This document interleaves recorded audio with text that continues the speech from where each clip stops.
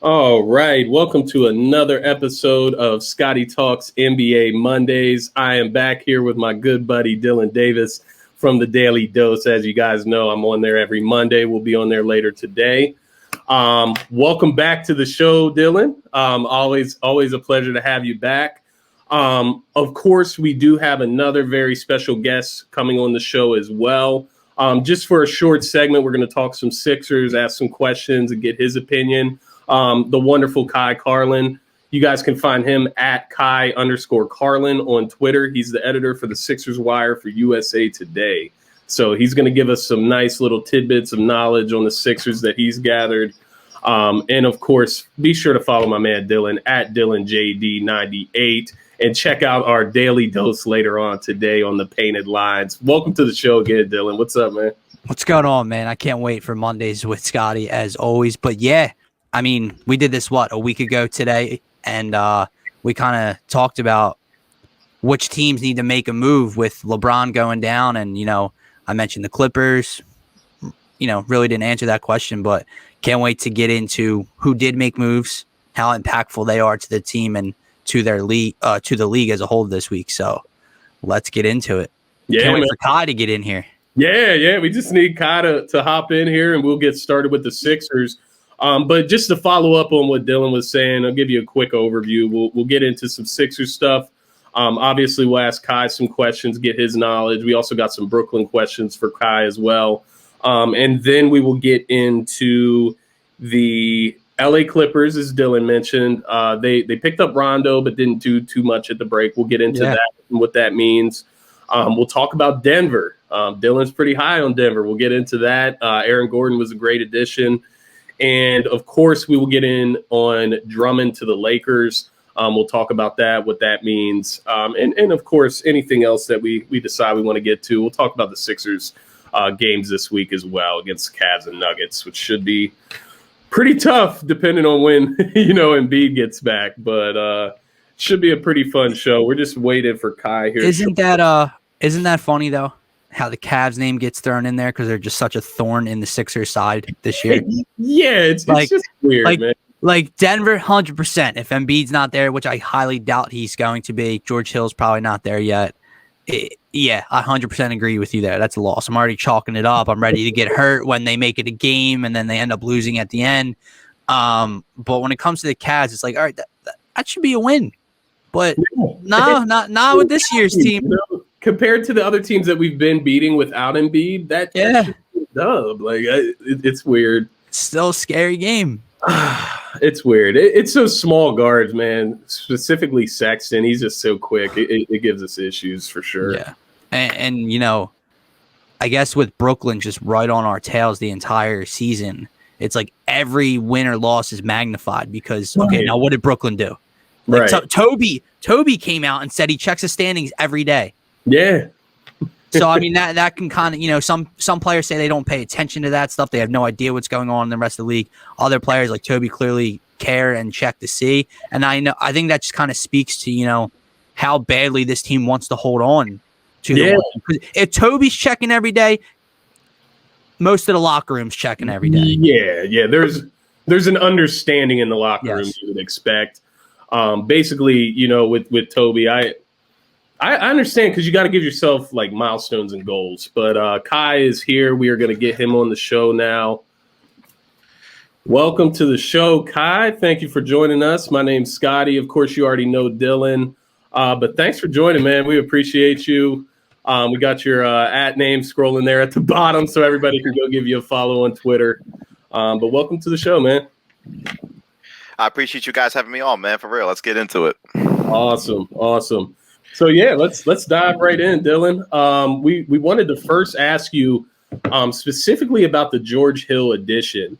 What does that mean for the Sixers? What does he bring that maybe the rest of the rotation doesn't? And where does he fit in that rotation, in your opinion?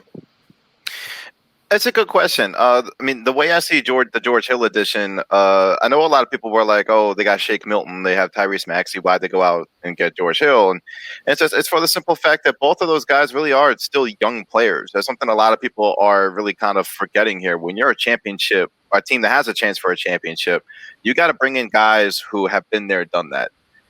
And obviously, George Hill hasn't won a title in his career, but he's been to the NBA Finals with the Cleveland Cavaliers in 2018. He's been to the Eastern Conference Finals with both the Indiana Pacers and the Milwaukee Bucks. So he's got 127 career playoff games under his belt. He knows what it takes. He's been through all the playoff wars. And that's something that's going to be very valuable to a team come playoff time. That's something a lot of people really kind of forget. And I know everybody's kind of like, oh, I'm pissed off they didn't get Kyle Lowry. And sure, Lowry would have been an upgrade, obviously, over Hill. Lowry's a better player. But George Hill does fill a need for this team. He's a two-way point guard, shoots a three ball, pretty solid defender. It's not a sexy addition, but it's a very good one. Yeah. Oh, I'm sorry. No, I was just going to jump. My bad. I was just going to say, go ahead. Your show. Aside from what you mentioned, Ky, obviously the length defensively and his three-point shooting and playmaking that he'll bring to that second unit.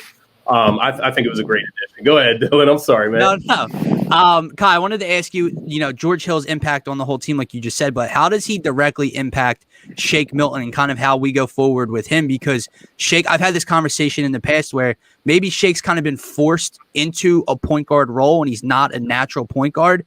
And now Shake maybe can play more off ball, can focus more on just getting buckets and scoring for this team rather than trying to have to set up the offense and facilitate. You know what, Dylan? That's pretty much it. And Doc has kind of said in the past that they're trying to groom Shake into a point guard because I think Doc realizes Shake isn't a point guard. He can handle the ball, and he's kind of been their de facto backup point guard this entire season.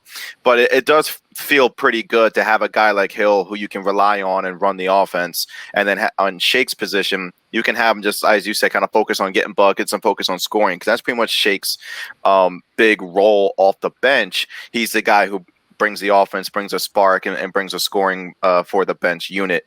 Him and Furkan Korkmaz. I mean, like those two are kind of the two guys who are they have to focus on bringing scoring off the bench. So now that you bring in a guy like Hill who can run the offense, Shake can focus on that, and I feel like that's a really big thing. And on the side, George Hill could probably pull Shake aside and maybe teach him a thing or two about running things offensively as a point guard and kind of be that veteran mentor that he probably needs moving forward. Because Doc did mention in the past, they're trying to groom him into a point guard too.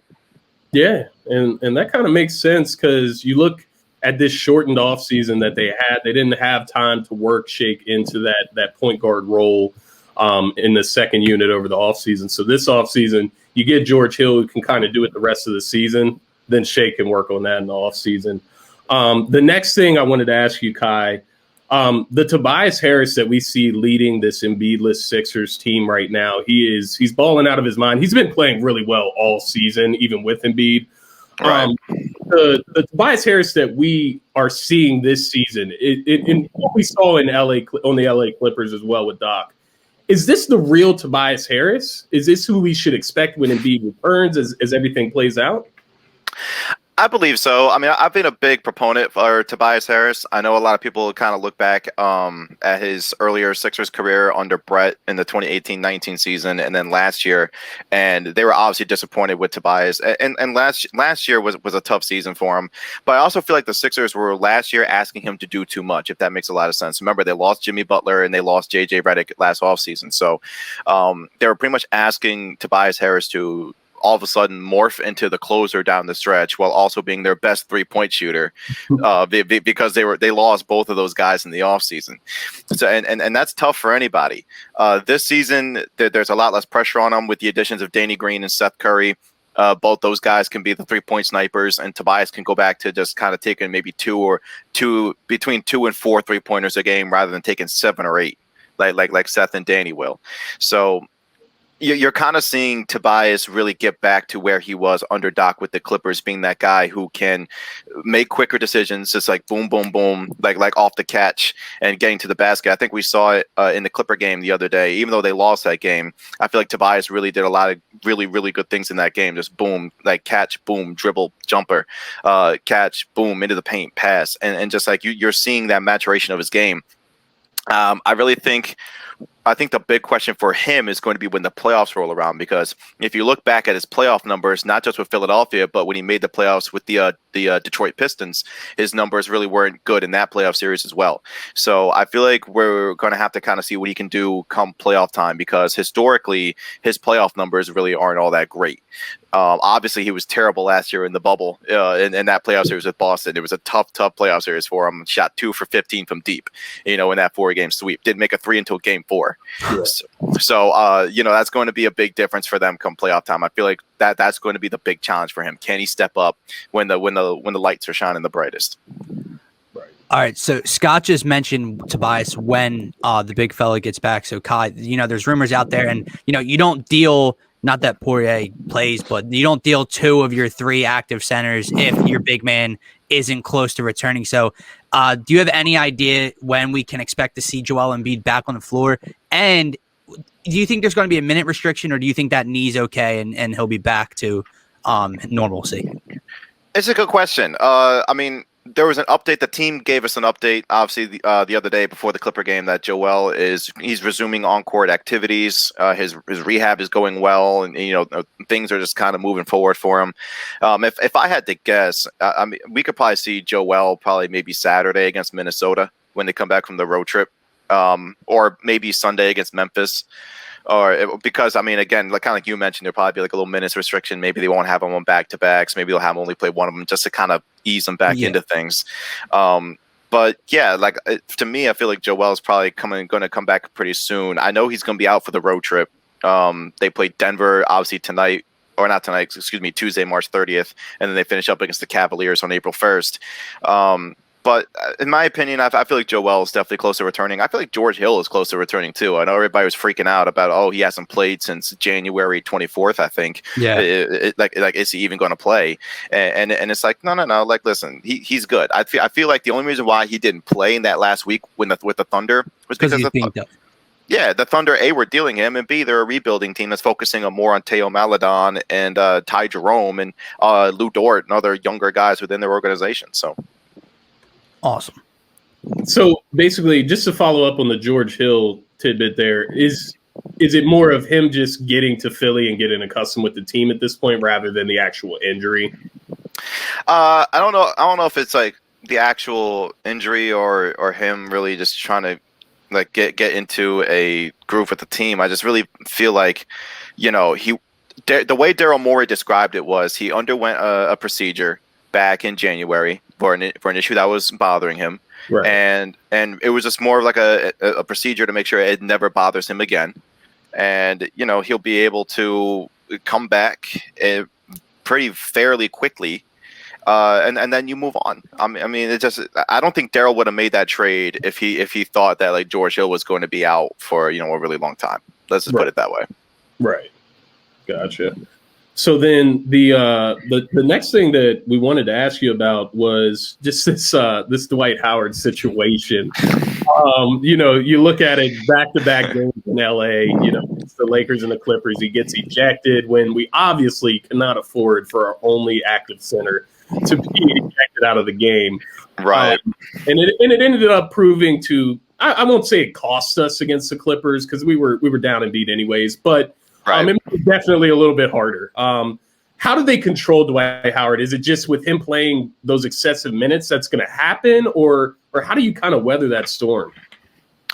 The way I look at it is, Dwight's a veteran. He's been in the league 17 years, which is crazy. He keeps himself in incredible shape. But listen, Dwight knows he's got to be better. I feel like the Laker thing was just a bit much because it was both him and Montrezl Harrell. Like, I feel like if you were going to eject Dwight, you had to eject Harrell too. But it is what it is. Sixers were able to recover and win that game. The Clipper game obviously was in the fourth quarter.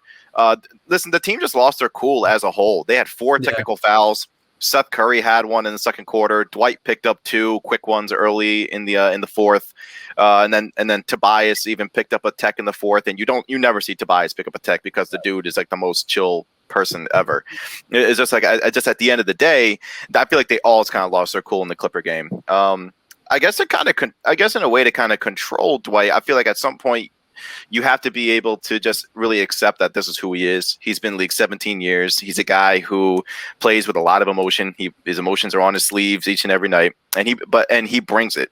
He really does bring it. Like if you look at his numbers outside of like maybe a bad stretch, I want to say at the end of January, Dwight's been pretty good all season. So you take the good with the bad at this point. I mean, how much of it is Dwight at this point, and how much is it actually like the officials? Because, dude, I watched Marcus Morris body slam him the other night, and I get it. He got a flagrant one. But I watched Mike Scott get ejected from a game like 2 years ago for like a fraction of the, not violent, but physicality of what happened the other night with Marcus Morris. And then Dwight chirps at a ref and gets tossed. How much is it actually him and just a bad relationship with the refs, where this is kind of just, if he says one thing, he's in trouble?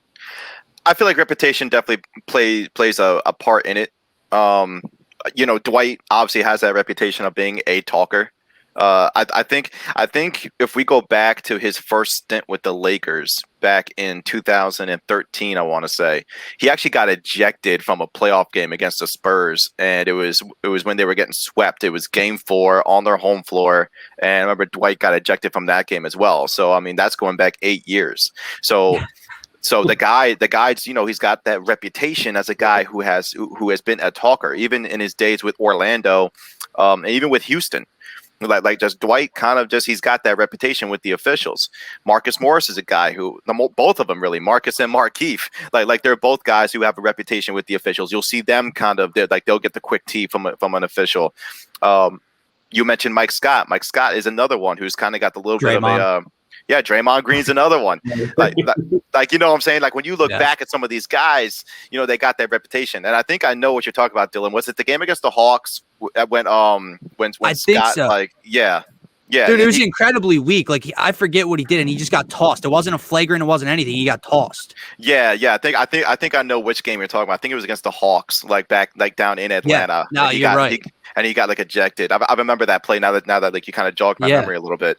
So I mean, just some of these guys, they have a reputation. I will, and I never blame officials, but I will agree the officiating this year specifically has been a little spotty, to put it nicely. Yeah. But like at the end of the day, I mean, the officials get this right 99.4% of the time. You know what I'm saying? Yeah. So just it is what it is. You accept it and move on. I mean, they definitely do have it a little rough because, I mean, the players will say anything after every single call or no call in today's game. So, but staying on the topic of big men, Ky, do you think are there any big men, or do you think Daryl's looking at any big men in the buyout market, or do you think they're looking in a different direction? Because I know before the 3 p.m. deadline hit, there were rumors that they were looking to add another 3-and-D type of player. Where do you think they go buyout, and what names stick out to you? Well, they actually did pursue Gorgui Dieng before he signed with the Spurs. Dieng would have been another guy who he's a stretch big. He can step out, shoot 3-pointers. Gorgui Dieng has that type of reputation. He was also a very good defender. Like Dieng, he was pretty good in Louisville in college, and even during his days with the Timberwolves and his short stint with the Grizzlies, you could kind of tell he could play some good defense. I think the only names that really come off the top of my head, Dwayne Dedmon is one that kind of pops off the top of my head when it comes to the buyout market, just because, again, we kind of talk about it. They traded away Tony Bradley and Vincent Poirier in the George Hill deal. And then Joel's out, and all you got is Dwight, and you're starting Mike Scott at center. So, it is what it is. You got to find something, because I mean, as Mike Scott can't be starting at center, man. He just can't. So just. So we're probably going to see 2 more games of Mike Scott starting at center before Joel comes back. Please help me.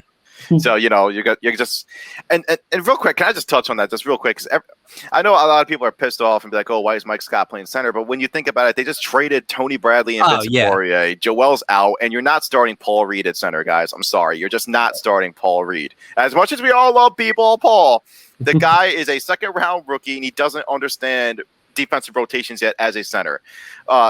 When he eventually does, then Doc Rivers can throw him out there. But no, Paul Reed doesn't know what he's doing out there as a center just yet. So you have to start Scott. He's their best option. Scott, sorry, I have one more question for Ky going off that. Well, you're around the team. Could you please give Mike Scott a little tip or a little question for me? Can you stop not being so hesitant and chucking it every time you touch the ball in your open, Mike? Please. I mean, listen, to be fair, I mean, listen, on offense, that's his role is to chuck up threes. That's his role. And the thing is, though, he was making those threes early in the year. Right now, he's not. Just it is what it is. Yeah. So that's his role. My last question on a serious note is, a lot of the moves we've seen Daryl Morey make with this team is fit rather than best player. You know what I mean? So like Seth Curry fits, Danny Green fits, Dwight. Is that kind of something? George Hill, even same thing with the buyout market. Instead of going after like Boogie's a hot name out there, and he might be maybe the best center. Instead of going after the best available at a position of need, or do you think Daryl continues to look for that fit piece? It comes down to fit. But I feel like that's kind of a no-brainer. I know everybody just falls in love with these sexy names. Oh, why do you need to get Kyle Lowry? Oh my God! No. Listen, just go with the fit, dude. You focus on fit. Kyle Lowry is a 35-year-old point guard who obviously is a better player than George Hill. But Kyle Lowry's 35, and he's going into free agency, and the Raptors were asking for the moon and back. So I mean, listen, it is what it is. Again, everybody just kind of falls in love with names, and I feel like that's kind of the issue with casual fans in today's game. They just really only fall in love with big names rather than actually watching games. Like, for example, Andre Drummond is another one. Everybody's like, oh my God, I love Andre Drummond. He leads the league in rebounding. But if you look back at it, and this is a stat, I came across this stat the other day. I saw it on Twitter, just kind of scrolling. Detroit, when they last made the playoffs in 2019, were 42.1 points per 100 possessions better with him off the floor. I mean, as great as you look at Andre Drummond getting these 2020 games, and it's like, okay, great, but you have no impact, man. So they're these big names, man. Just because they're big names doesn't mean that they're the best fit.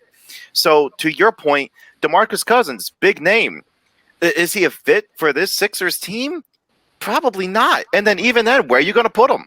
Where are you going to put him? So it is what it is. I mean, a guy like Dwayne Dedmon would probably be a better fit. A guy like, Jeff Teague probably wouldn't be a bad pickup either. It's like maybe a third guard you want to think of. Just like they're just, I don't know. It's really just people who kind of watch the games rather than box scores. You know what I'm saying? Yeah. And that's actually funny because my thing with DeMarcus Cousins is, why would he leave Houston to go be a third string center, in our rotation? Like, what does he benefit from that on minimal minutes in a rotation? Right. And I mean, there are lineups where maybe you could have Boogie as like a huge power forward because he can shoot 3-pointers a little bit. You can stretch out a little. But I mean, it's clear that this isn't Boogie from the Sacramento King days. You know, like that's just like he's clearly deteriorating, which sucks because he had such an amazing. He was so good earlier in his career, even with the Pelicans, with him and Anthony Davis. Like they were really, really good. And then Cousins suffered yet another injury. Like, it's such a shame. But I mean, right now, just I don't really see them going after a guy like DeMarcus Cousins. It just doesn't make much sense. Gotcha. And just to follow up, these will be the last few questions, just a couple, surrounding Brooklyn and what they've been doing. It kind of fits the narrative of the buyout market. What exactly are they doing in Brooklyn? Because it seems like they're bringing in similar players like Blake Griffin. And I know Blake Griffin of the old, you wouldn't consider him to be like LaMarcus Aldridge, but they're both, kind of that like stretch four. I guess you could put Blake in that conversation now. Right. What exactly is going on there? Do you think chemistry could play an issue with that team down the stretch with KD and Kyrie missing some time? What are your thoughts on what Brooklyn's doing? I'll be honest, Brooklyn was my pick to make the finals opening night. Even before they made the Harden trade, even before they signed Griffin and Aldridge. Brooklyn to me was just the pick. And it's because of how great Kevin Durant is. It's about how great Kyrie Irving is. And I even said it when Brooklyn traded for James Harden. It's a shame that the Sixers weren't able to make that trade because, I mean, James Harden is an incredible player. And that's another one. Everybody's like, oh, he's fat. He's out of shape. No, he's not. Like, he's not. Like, he's an amazing basketball player. Like, knock it off. Like, anybody should want James Harden on their team. But yeah, like, I feel like what Brooklyn's doing And obviously, and obviously, you kind of mentioned it. You know, Blake Griffin and LaMarcus Aldridge, they're not the same players they used to be. But Blake Griffin still has the ability to put up 15 to 20 a night. LaMarcus Aldridge still has an ability to give you 13 to 16 points.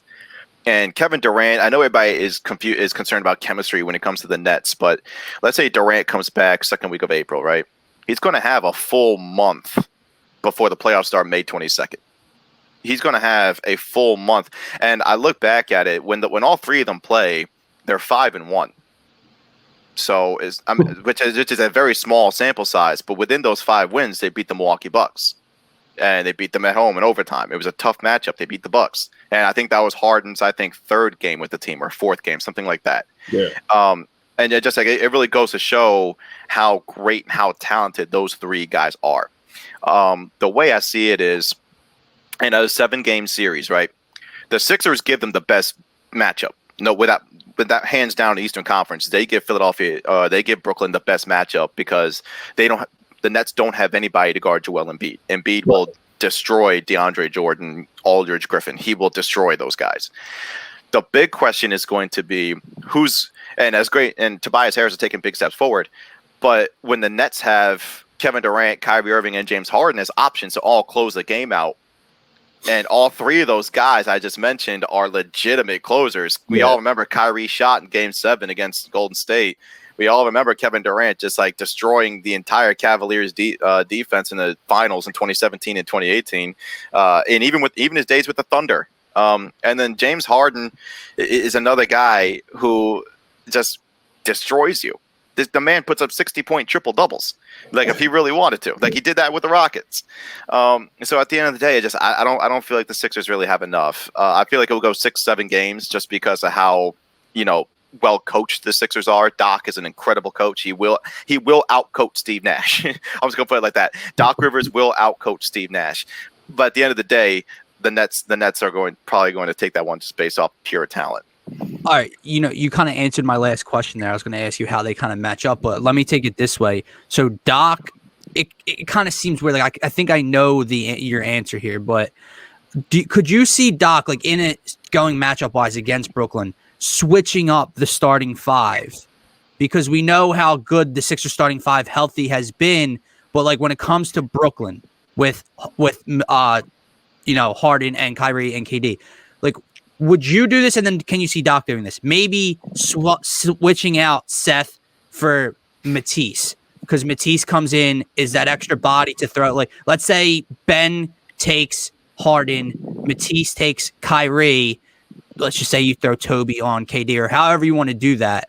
Right? Was that something? And then you bring more bench scoring to your, more scoring off the bench with Seth. Now, is that something you would do? And could you see Doc, doing that, or just leaving it how it is? I'm not really sure you can start Matisse, to be completely honest with you, and it's okay. It's because he, as great as he has been since the All-Star break with his 3-point shooting, he had a night the other night where he shot 0 for 5. Yeah, and from deep, and you want to see him put those shots up. Don't get me wrong, you want Matisse to put shots up and not hesitate. But 0 for 5 just kind of shows you he still has a long way to go with that shot. So, and at this point with Matisse, I still feel like he is a situational player until he comes up with a more consistent jump shot, which, give him credit, he's shown it since the All-Star break, but you got to see a little bit more. If he becomes more consistent with his jump shot, then you can play him more often. But you even mentioned putting him on Kyrie, which is probably what's going to happen. Matisse still has a tendency to foul a lot. Yeah. And Kyrie Irving is going to eat him alive. If Matisse still hasn't kind of figured out that problem just yet. Yeah. Matisse will definitely give him a battle. You've seen it in the past. Matisse has done an okay, solid job against Kyrie, but just in a playoff series, I feel like again, Kyrie just has so much experience, and I feel like he's going to eat him alive, over the course of a 7-game series. And with Durant, it's not going to matter who you put on him because the dude's 7 feet tall and he can rise up over anybody. And then Ben will lock up Harden. So But then you got Joe Harris too. Joe Harris is another guy. He'll just sneakily score 20 points because he's so open from deep. Like he'll just sneakily like 45% from three or something like that, right? It might even be higher than that. I'm not sure.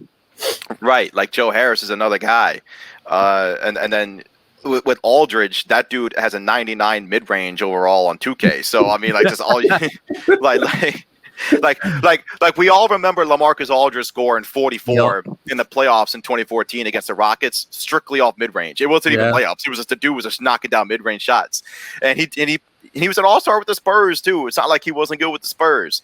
So you have him running a pick and pop with James Harden, and just the idea that is just so scary. Last question for you. I know your answer because you have the Nets going to the finals, but everyone's so concerned in Philly with this Nets matchup, and as they should be. Sure, but who's to say that we get? How does Milwaukee match up with Brooklyn? Is my question. I'm not a Milwaukee believer. Okay. And it's not because of Giannis. I mean, obviously Giannis is an animal. It's Mike Budenholzer. If you look back at Mike Budenholzer coach teams, not just the first couple years with the Bucks, but even his days with the Hawks. Do you remember 2015? That team went 60-22. Yeah. Right. They sent 4 All-Stars to New York for the game. Kyle Korver was an All-Star on that team. Right. So like Jeff Teague was an All-Star on that team. And remember, they had troubles with the 8-seeded Brooklyn Nets in the first round. That was the Darren Williams Nets. You know what I'm saying? They had issues. They had issues with that team. Then they go in the second round, and you can make a case that if John Wall was healthy, they would have lost to the Wizards in that second round series. And that was when John Wall was still one of the best point guards in the game, and Bradley Beal was beginning to ascend, and they also had Paul Pierce on that team was somehow still knocking down game-winning shots. I don't get it. and if John Wall was healthy, that Hawks team probably would have lost to the Wizards. Then they get to the Eastern Conference Finals for the first time since their St. Louis days, and they get swept by a Cavaliers team that only had LeBron. Kyrie only played 2 games, and obviously, remember, Cleveland didn't have Kevin Love because he got into the injury with Kelly Olynyk. So, and then you also look at the Bucks in 2019. They had a 2-0 lead on the Raptors in the Eastern Conference Finals, and then Toronto just destroys them the next 4 games. They just completely collapse. You look at the bubble in 2020. I don't care what anybody says. That Bucks team should have destroyed the Heat. I do not care what anybody says. The Heat are a good basketball team. They have a great culture. Eric Spoelstra is a top 3 coach, but there is no way the Heat should have beaten the Bucks in 5 games. You know what I'm saying? Like there is no way that should have happened. And again, I kind of put that a little bit on Budenholzer. Coach teams as I don't believe in the Bucks come playoff time. I just don't. Fair point. Yeah, very fair, man. But Ky, I think we got all our questions in for you, man. I appreciate you taking the time. As that's all we could ask for is these questions be answered by you, man. But is there anything else you wanted to share with us? Anything you got going on that you want to share with the viewers? No, not really. I mean, just kind of check out SixersWire.com. Well, you can find all of my stuff on there. And make sure you check out the Bell Ringer podcast. As we are on Apple, Spotify, all that good stuff. We just had Sixers rookie Isaiah Joe on with us a couple of weeks ago. So yeah, just check all of that out. And as far as you guys go, keep doing what you guys are doing. Keep it pushing, guys. Thank you. Appreciate you, Ky. Have a good one, man. Thanks for joining. Thank you guys for having me, and I'll talk to you later. Peace, Appreciate man. it. Wow, what a good segment with Ky. I really enjoyed that, man. Awesome questions about you as well. I love the add-ins there. They were awesome, man. Yeah, he's an awesome dude. Be sure to go follow him on Twitter at Ky_Carlin. You'll find a lot of good nuggets following him on Twitter. But thanks for coming on again, Ky. But Dylan, we got the rest of the show to kind of digress on what was said. We got some other topics around the NBA, of course. But how did you feel about just the information that you were able to gather from somebody who covers the Sixers so closely? Even he feels that Brooklyn is the team. That's where I was going. I'm trying to think. There was another point that he hit. Oh yeah, I was actually going to reference that when we get to the Clippers talk, but just the Sixers being so fired up and frustrated the other night, was that kind of stemming from Tobias coming from there? He mentioned Tobias like getting a tech, and you really got to piss him off. I want to know what happened with Seth Curry, because you really got to piss Seth off to get a T. Right. That's another very chill guy. But there was a lot of going on in that game, man. Like Doc's daughter, Seth, Paul George. You know all about that drama, right? Yeah. No, I'm sorry, I had a lag there. I heard you though, but yeah. PG with Doc's daughter, and now she's married to Seth, and I think they were talking. PG and Seth were talking when he got the T. So I really would want to know what was said in that conversation. That T, man, I want to know. It was an interesting game. Even the derogatory phrase that the ref said, that Dwight said to the ref. I want to know. What did he say? Yeah. You know what I mean? Like, what did he say to get thrown out of the game? Probably he effing sucks. Something along the lines of that. Right. But the thing, going back to what Ky said, what I took away is I'm still confident in this Sixers team, but hearing it from a guy, and there's other people that follow the team that think the Sixers can beat the Nets. So it goes hand in hand. But hearing it from another mouth that follows his team so closely, how worried, I guess you could say, he is with this Nets matchup, didn't make me feel good. Yeah. Kind of sunk me a little bit. And, I still believe that the Sixers can beat the Nets in a 7-game series. Who knows? One thing I didn't get to ask him is, and I haven't looked at Brooklyn's recent defensive numbers and ratings. I want to know how they have been recently, because there's never been. Remember when they were historic, bad, dude, when they first made the trade? The worst ever. Yeah. How much better had they got? I know they've gotten better, but are they like top 15, top 10, or are they like still low 20s in defensive rating and statistics? Because you don't win a championship that way. I'm sorry, you don't. Can you make a run? Yeah. Could they get to the finals? Could they get to the Eastern Conference Finals? Absolutely. Can they win it all with a bottom third, bottom half of the league defense? I don't think it's ever been done before. A lot of Tyrone literally said on Thursday night with us on the Daily Dose, you need to be top 10 in both. Yeah. To win a championship. Brooklyn's not that right now. I don't think. I could be wrong, but I don't think they're top 10 on the defensive side yet. Yeah, no. And I think if they were, we would have heard about it. As much as they talked about how bad they were, it would be quick to point out that they're in the top 10 defensive rating as well. So, and another thing with Brooklyn that stands out to me, Scott, is there were names out there that I didn't want them to get their hands on, and they didn't. Right. They didn't get their hands on JaVale McGee. They didn't get their hands on Andre Drummond. JJ Redick got traded before he could be bought out and signed with Brooklyn. There were names where it's like, man, if they get him, that's it. JJ. Like, they really need JJ Redick to come off the bench and scorch you. Yeah, they could have got him. They could have gotten that big that's not going to stop Embiid, but could, make him work extra hard down in the post in Drummond or JaVale McGee. They don't have that, and I don't know if they're going to get that. So that's where I keep my faith, where if Embiid can dominate and the Sixers can actually give the Nets a little bit of trouble on the offensive end, I'm feeling okay. I don't know about you. Yeah, no, that's where it comes down to, because, I guess for me is that what I'm thinking when I say that I believe the Sixers can beat the Nets, I do believe it. Like, I truly believe it. And I watch the games. I watch a lot of basketball myself, and what it comes down to is which one of these teams will impose their will. And what is our strength? Our strength is defense, our defensive presence and physicality. And when we have Joel Embiid in the middle, it's rolling at full speed. And that's where I think we have to impose our will on the Brooklyn Nets. We can't just let them do what they want to do, come out and score 130 points. If we let them do that, then they're going to beat us. If LaMarcus Aldridge is getting 10 to 15 points a game, they're going to beat us. If Blake Griffin is getting 15 to 20, they're going to beat us. So I get that, but we are the number one team in the East as well, and we have our strengths that are really good. So I think just as much as Brooklyn can impose that dominant offense on us, we can lock in. We have an MVP player in Embiid, and we have Tobias and Ben Simmons, who are all-stars. Sure. We can lock in, play great defense, and still be able to score the ball when the Nets aren't just, they're not that good defensively. Yeah. So I'll let you follow up. I know you have a point. There's just 2 points, and this is a lot of fun to talk about, and we're still a couple months away from this even happening. If it gets that point, if the Sixers don't get knocked out beforehand, if Brooklyn doesn't get knocked out beforehand, if these two teams clash, there's 2 things that I'm going to be discussing with you a lot throughout that series and previewing that series, and it's this. It's A, what's the 3-point battle like in that series?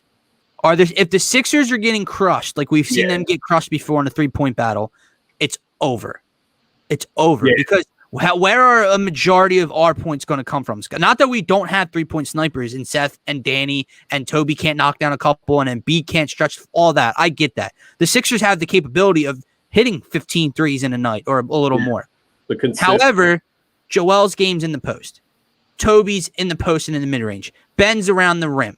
You get what I'm saying? Even Shake's points off the bench are mid-range and in the paint and stuff like that. Yeah. So we can't get crushed from 3s and 2s.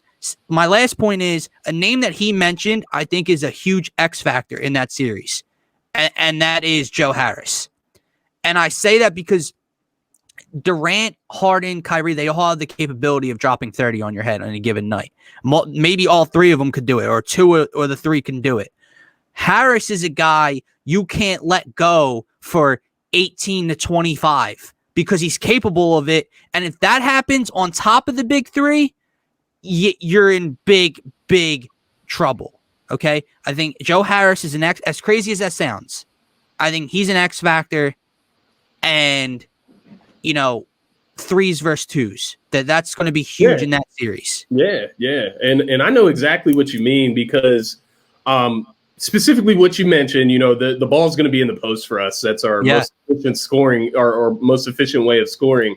So it could turn into trading 2s for 3s very fast. Right. If the Sixers let it become that. Unless Danny Green can turn into trade deadline day Danny Green. Exactly. And to your point about Joe Harris, which I thought was a great point because, you think about every time the Sixers lose, and it seems like we're always pointing back to this guy that you just didn't expect to totally beat you. Terrence Mann, that comes to mind. Reggie Jackson with the Clippers the other night. Kawhi and Paul George, 29 and 22. Right. It. Right there that's it. Kawhi and Paul George are Harden and KD or Kyrie. Right. They're going to get that. Can you limit the other guys? That's what comes into play. Exactly. And if you look back on a game against Brooklyn and Joe Harris, he did it to us earlier this year without Kyrie and KD, right? Yeah. Not when they had Jared Allen still, and Allen still, and he gave us trouble. But yeah, he did give us trouble. I will admit that. But yeah, Joe Harris, man, he's shooting. I know he leads the league in 3-point percentage for everybody that qualifies. It was somewhere around. For some reason, 52% is sticking into my head. I don't want to say that because that sounds outrageous. But let me just fact check it because I feel like I'm giving out incorrect information here. It's at least 46% though. I know that for a fact. My God. Here, but yeah, it's ridiculous the clip that he's shooting at right now. So Joe Harris. 3-point percentage, 48.7% from 3. That's almost 50% from 3. You're making 49% from 3, essentially. Yeah. You want to talk about an X factor? There you go. Yeah, that's it right there. And then you go down their list. KD's shooting 43%, Kyrie's shooting 40%, Harden 36%. Jeff Green's shooting 40% from 3. That'll be it. That'll be the dude that kills us. Jeff Green will average 16 in that series and 3 threes a game or something. It's like when Aaron Baines didn't hit a 3 against anyone else and then would stand in the corner and knock down 3s in a playoff series against the Sixers. Right. I swear, man. But peep this. And mind you, I don't know how many, Blake Griffin is shooting. It looks like he shoots about 1 a game. He's shooting 75% from 3. So I don't hold much weight with that. He's not shooting at a high clip, but I'll tell you what, if Blake Griffin's pulling 3s for the Nets, the Sixers are done. Yeah, it's a wrap. No. If he's hitting threes, it's a wrap. If he's just standing out and settling for threes, hey. Oh, hey, man. Right. Hey, man, go ahead. You run your offense through that. You know what? Jeff Teague was an interesting name he threw out there. He did throw that out as a third guard, kind of that, probably won't play a lot of minutes, but can play if foul trouble occurs or, you need that, or, maybe Shake's struggling, and that's another veteran guard that has playoff experience. And injuries. I don't know. Injuries. Seth Curry tweaked his ankle how many times this year already? Like at least twice already. So, just those little 2 to 3 games that Seth Curry would miss, that would come in handy. So I think that makes sense. If they can't find anything worth, real value to fill that third center role, then you gotta fill that role. So you got to fill that roster spot out somehow. Exactly. But we'll dig into the rest of the NBA, I guess I can say here. Yeah.